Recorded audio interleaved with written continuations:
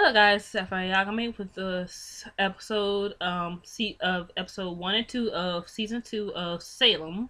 If you don't know what Salem is, because I had just recently watched it before Salem season 2 began. Salem is pretty much this TV show where it's supposed to be like Salem, Massachusetts during, the Salem witch trial times, and the twist on it is that okay, they'll have to throw in real witches and super actual shit going on.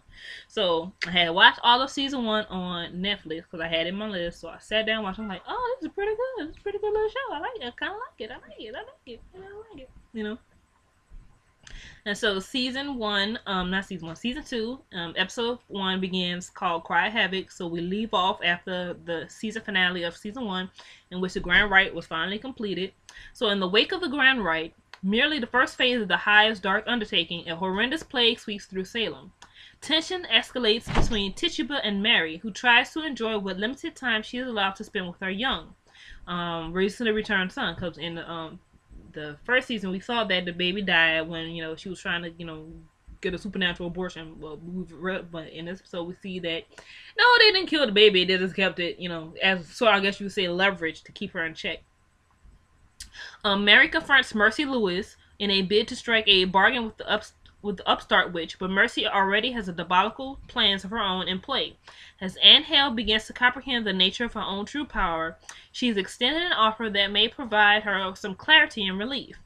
Meanwhile, as Mary attempts to exert her mortal influence over the citizenry of Salem, she makes the acquaintance of an intriguing true man of science, Dr. Samuel Wainwright, who may threaten her cause. Back in Boston, a haunted Cotton Mather must answer for his failure in Salem, and Mary learns John Eden's fate, or so she thinks. So within this first episode, we see what's going down. We see that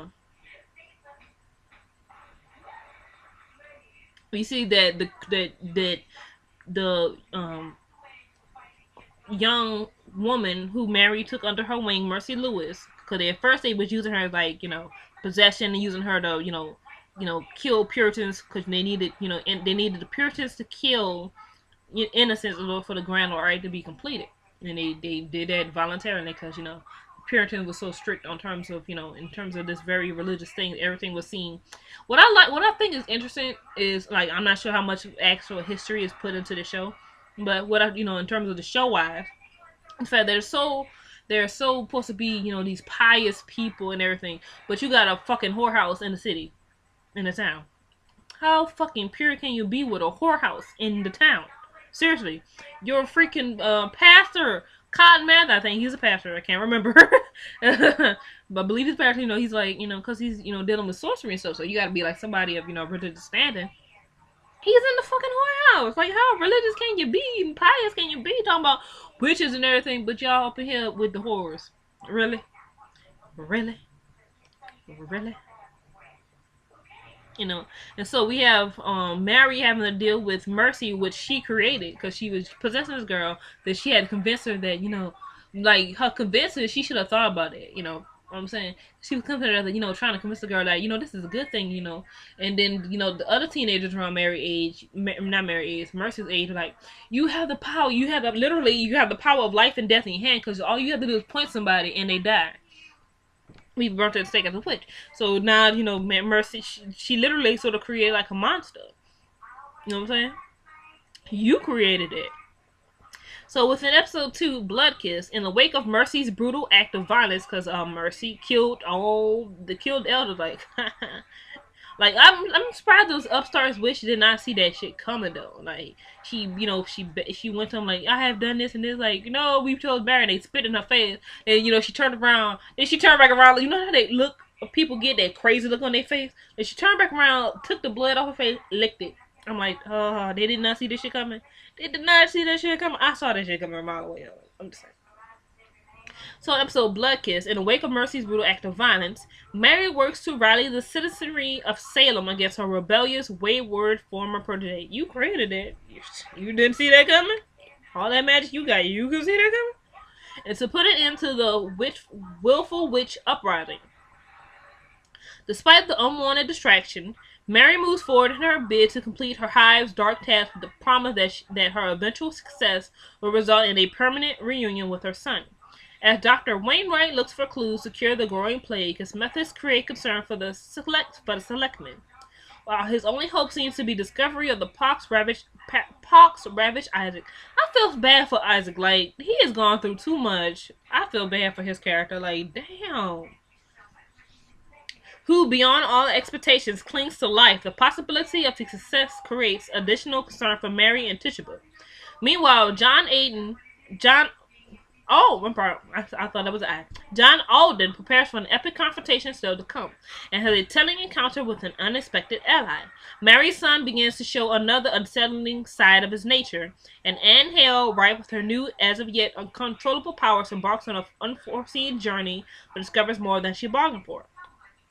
So within episode 2, in terms of Dr. Wainwright, who's played by Stuart Townsend. If you don't know who Stuart Townsend is, he was in The League of Extraordinary Gentlemen as Dorian Gray, and he was in Queen of the Dam as Lestat.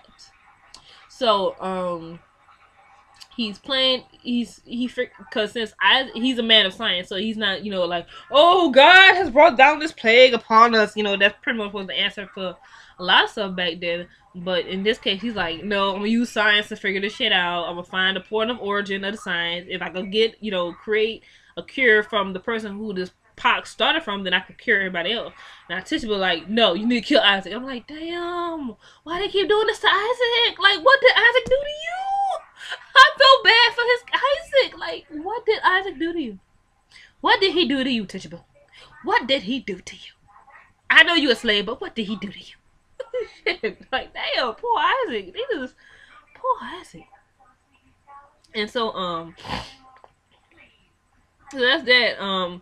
And then what they said, when Mary's son begins to show another unsettling side of his nature. Okay, she's taking him in the bath, right? And she's like, she kisses him in the forehead, and then he grabs his mama's face and kisses her on the lips, and she backs up like, what the fuck? Like, I was like that too. Like, did this little boy just kiss his mama on the lips? I'm like, what kind of Oedipus complex shit about to go down up in here? I'm like, please don't tell me about to have a Cersei and Jaime thing going on up in here.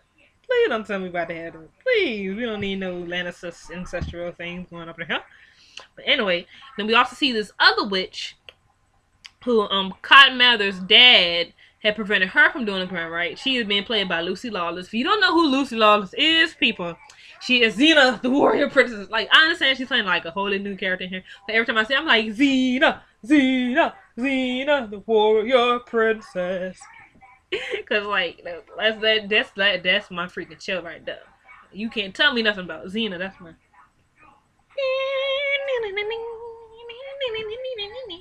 I'm sure. Anyway, so we have that. So we have her character. She ends up being Anne Hale. Now Anne Hale, she comes from like everybody in her family is witches, so she's like born a witch, right? And so she has her power is strong as fuck, but she has no idea how to control it. And Mary has, Anne's like, I could teach you to control it, and Anne's like, no, I don't want nothing to do with you, which is understandable. But Mary's also had a point when she said in the first episode of season in Cry Havoc that because she is now. She has no parents this time because she killed them both Carrie style, and because of her name and the fact that she is a young woman, and still a maiden, men is gonna come after that. You got money, you got a name, and you're a virgin. Ooh, girl, it's like a big target on you. Like boop boop boop boop boop. Look at me. So she ends up meeting Lucy Lawless' character, and like while they're talking, like Lucy Lawless like goes into this girl's soul and tries to ask her and stuff, and like kisses her, and then we pop out of her soul and we see like this blood on her lip, and I'm like, God damn, what the fuck did she do that? God damn, that was quick. But then we also see Lucy Lawless' character, and she's talking to this dude. We find out this is the son, but you wouldn't think that's her son because of the way they kissing each other in the goddamn mouth. So I'm guessing that a witch and she has a son, they become lovers. I'm guessing that's what happens. Like I'm confused about this little thing between the mother and the child of the witch thing. I'm so confused by this. Unless I mean, it's just a theory. But what if? Because they said they need to complete the ground right because they have to bring hell on earth, right? And they have to bring the Lord, Satan has to come in like a body. So what if they need the witch who performed the ground right and her offspring, her child, to come together to mate, and then the baby that they have becomes the vessel for Satan. Like, I mean, that's a theory I have. I'm figuring out maybe that's what they're going with. I mean, it's just a theory, We'll see as the season go on. But anyway, that is all for season 1 and episode. I keep saying season, but episode 1 and 2 of second season of Salem, and I will see you guys next Sunday for episode 3. So comment, subscribe, tell me what you think, and I'll see you guys next time.